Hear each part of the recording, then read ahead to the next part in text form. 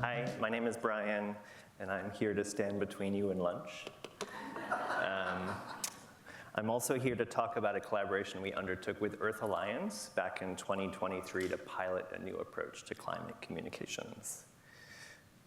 For those of you who do not know Harmony Labs, we are a nonprofit media research lab. We are focused on researching and reshaping society's relationship with media using science, data, and creativity. This means we're interested in how we, the people, participate in and are shaped by media, specifically media content. So we don't work on platform accountability, tech policy, and things like that. We do investigate how media participation colors and construes our ideas about who we are, what is possible, and how we organize ourselves, especially with respect to issues of existential importance like climate. So back in 2023, Earth Alliance came to us with a hunch that climate communications had hit a kind of dead end. People were in a doom loop, feeling like there was no way out, no future they could feel good about participating in, and very little agency. At that time, we came across this climate communications strategy memo, which was circulating in the field. This is an excerpt from it. And we were a little surprised to see that the strategy hadn't really changed since the last time we had done some climate work about 7 years prior, despite the fact that the world had changed quite a lot. So 4 out of 5 points of this strategy focused on the problem. And even that fourth bullet that points at solutions at the scale of cities and nations, not anything that any individual human could really participate in. We were also surprised that the tools climate communicators were using to conceptualize the people they wanted to reach hadn't really changed. So folks were still using this support oppose segmentation from Yale, a very good segmentation that divides the world into groups of people based on how they answer questions on a survey about climate. The best you can be in this segmentation, which suggests a kind of strategic goal, is alarmed. Think about that for a second. How would it be to live in a society where everyone's nervous systems are always triggered, where everyone is always alarmed? Is that what we want? Is that likely to lead to solutions to climate change? So we started to look at this, and we found that climate storytelling concentrated almost without exception inside of news, paid political ads, and social media posting related to these two things. We could observe this on all the big platforms. Climate as a topic in the news was getting a daily average reach of about 6%, which is huge for any one topic in the news day after day. And the thing about news is that it tends to have a very particular kind of structure. It's very problem-focused. It's very conflict-focused. The theory of change of journalism is, in part, about shining a light on all the darkness and dysfunction lurking in our institutions, all the greed, the self-serving decisions that brought us to whatever mess it is we're investigating. So when we looked at this all together, it looked a little bit like success to us. It looked like we had saturated news with climate storytelling, mission accomplished, and as a result, people were feeling pretty alarmed. And they were also feeling a little bit doomed, disempowered, and distrustful of the very institutions that would need to drive any kind of solution at scale. Furthermore, as we all know, and as our speakers this morning laid out for us, people are starting to consume news in very different ways than they have traditionally. And some people, about 40% according to the Reuters Institute, are actively avoiding news. So, how do we communicate about climate now? That was our mission, to explore some new content formats that could reach some new audiences beyond this climate news echo chamber, and elicit some new responses from people, hopefully, responses that looked more like creativity, participation, engagement, and who knows what else from the depths of the human spirit. We also were charged with making some new tools that could support this kind of work. So in short, our mission was to move from content that looked like this LA Times piece to something that looked more like this. Did you know some bees straight up have a drinking problem, and some of it may or may not be our fault? So when nectar ferments, right, it essentially becomes a booze for bees, and they handle it about as well as the real stuff. Buzzed bees are more likely to faceplant into trees, plants, and, well, other bees. Sometimes they get too wasted to go home. They'll get so bodied, in fact, that they can't even fly. Problem is, beehives have a zero-tolerance policy, and any bee suspected of being sloshed often gets evicted from the hive, violence often included. In some cases, guard bees will cripple the offender by chewing their legs off, making sure they physically can't come crawling back. Hammered and homeless, it's often not long until the blitzed bee gets put on a milk carton indefinitely. And it's because bees know that fermented nectar could quite literally destroy the hive from the inside. And that's the thing, as it gets warmer and warmer and more nectar starts to ferment, the more likely it is that bees catch FUIs. And look, believe what you want to believe, but if climate change hits bees like a Thanos snap, we all finna be in a pack. Save the bees, bro, even if it's from themselves.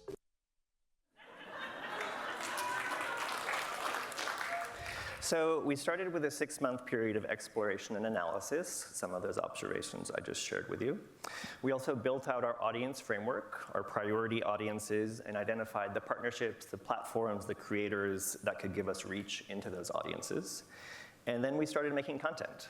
To do this, we boiled down some IPCC recommendations about actions the public could actually do to fight climate change.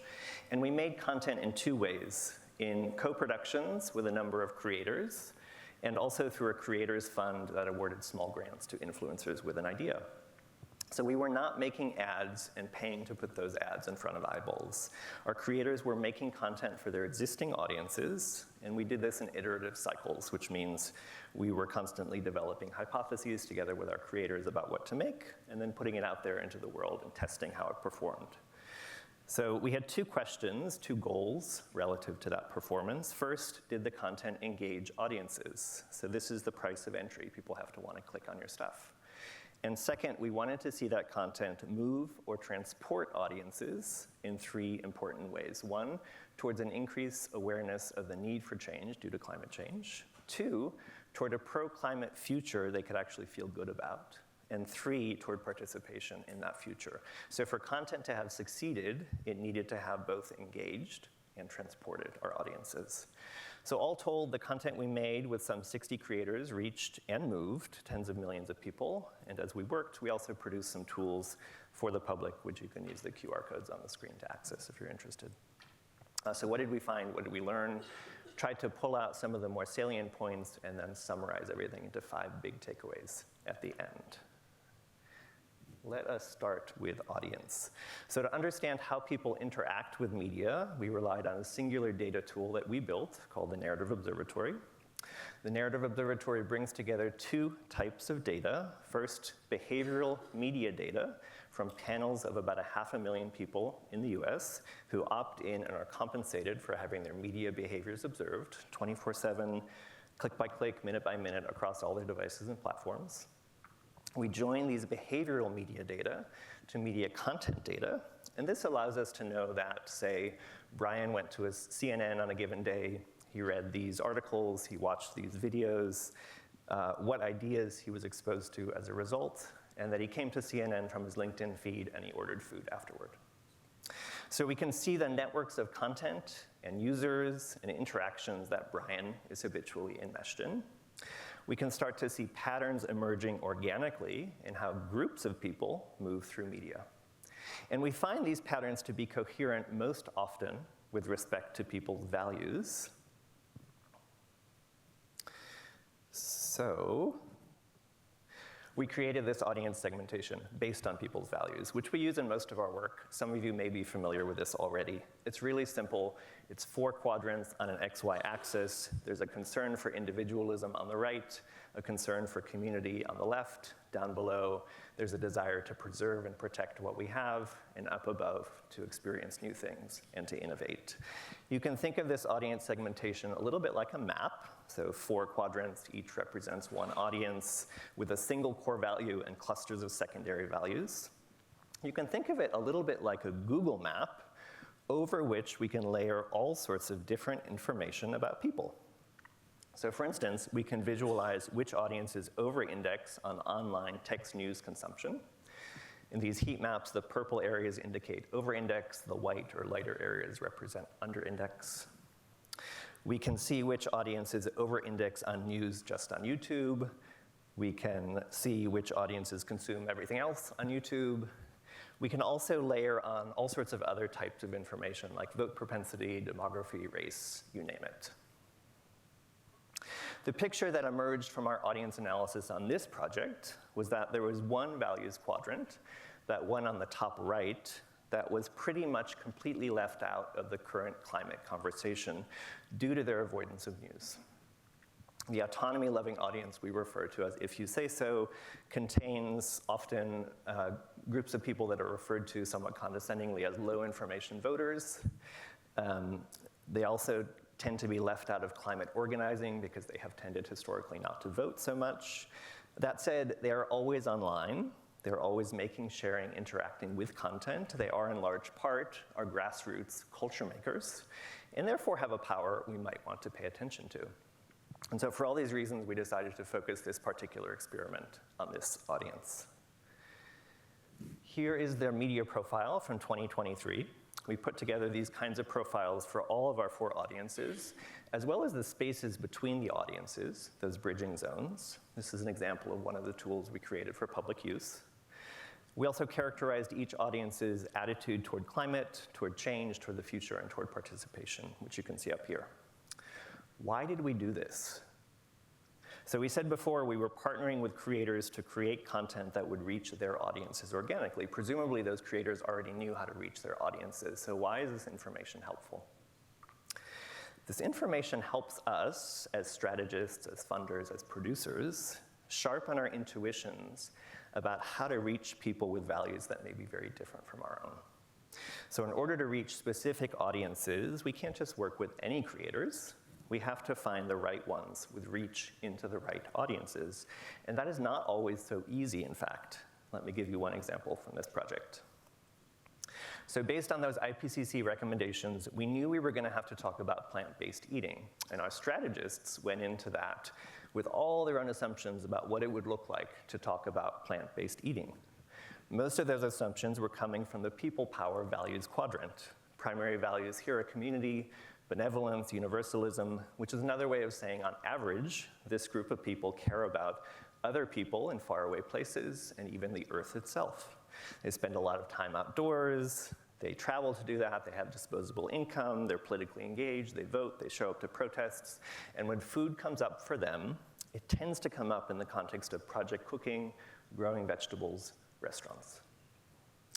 If you show up at any of the platforms and say you want to work with creators on a social change project, chances are they're going to connect you with people power creators, because these are the people who are actually doing work explicitly on social change for their communities, which is wonderful, except if you want to reach a non-people power audience.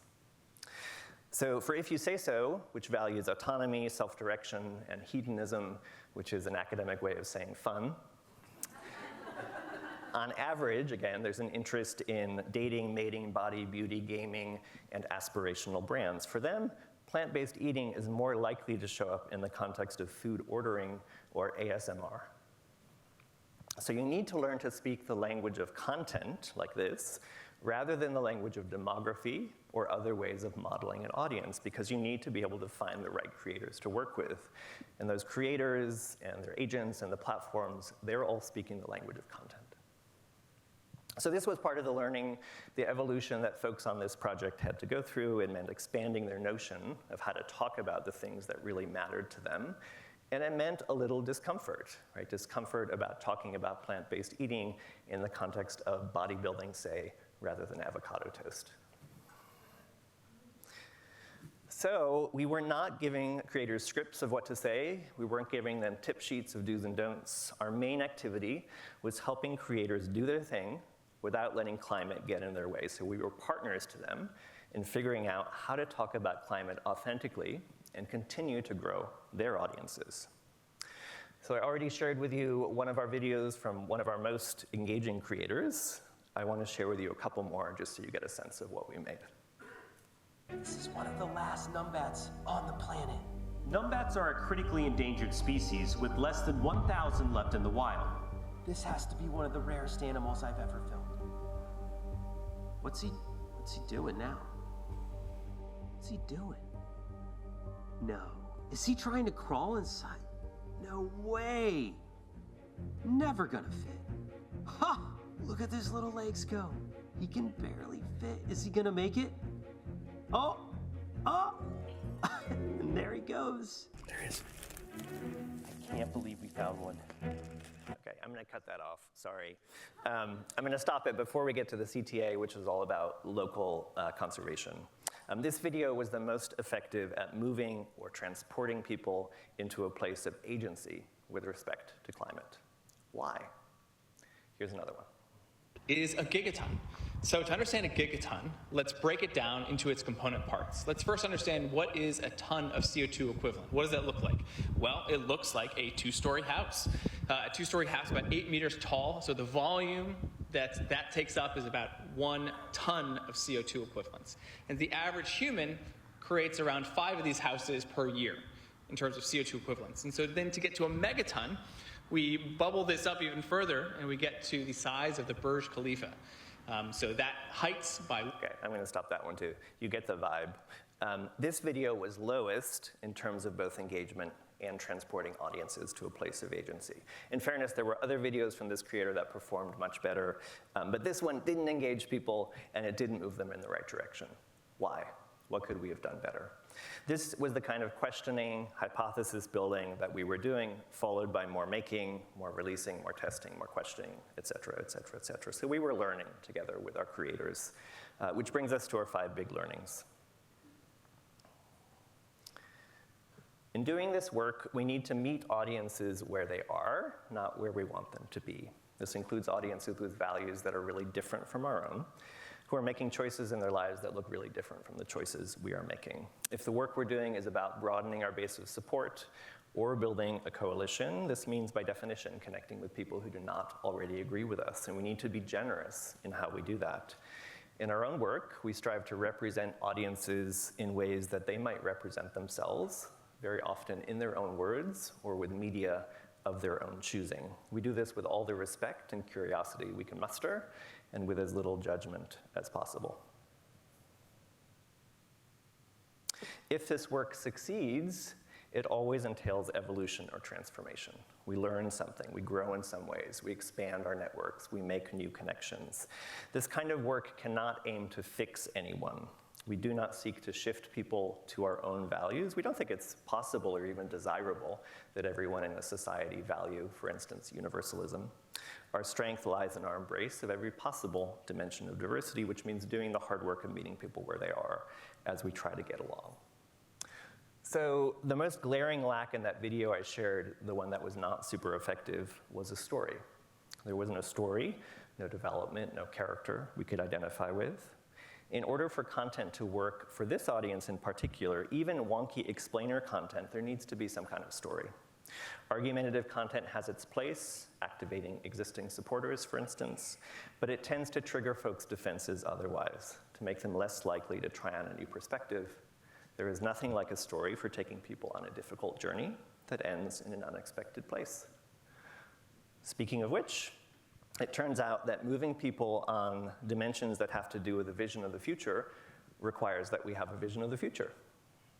So unfolding a vision is something that stories are uniquely well suited for, visions that people want to be a part of and are actually willing to fight for.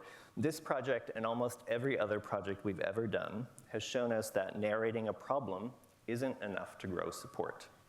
As much as we might like to dwell on critique and counter-narration to defend ourselves, people want a destination, a future that they can live into that connects to their current material reality and helps them make sense of, survive, improve, or transcend that reality. Which brings us to our final learning. So when we started to talk about this work back in early 2024, we were often in the position, we felt, of having to make the case for doing something different, for trying something new, for taking a risk. There has been a lot of work between then and now, a lot of changes in our world that are likely to reverberate for generations. And we feel that we are beyond the point of having to argue for this approach. The truth is, there's really no other path forward. Advocacy at its root is about organizing, and organizing is about going to where the people are, meeting them with what they need. So increasingly, people are in media, and they are using media to construct a world of their own choosing, which they do not need to choose to let you into. So the era of 4-quadrant strategies that rely on a single dominant culture or channel or personality to say something meaningful is passed. One way or another, this kind of authentic, organic audience distribution is really the only path forward, out of a world where all too often the most agency people feel is when they're giving up that agency, that power to someone or something else, like a brand, a celebrity, or an autocrat. So we have done the work together with our partners. We've put together a successful pilot. The next step is to scale it. If you'd like to talk, please come see me. Thank you.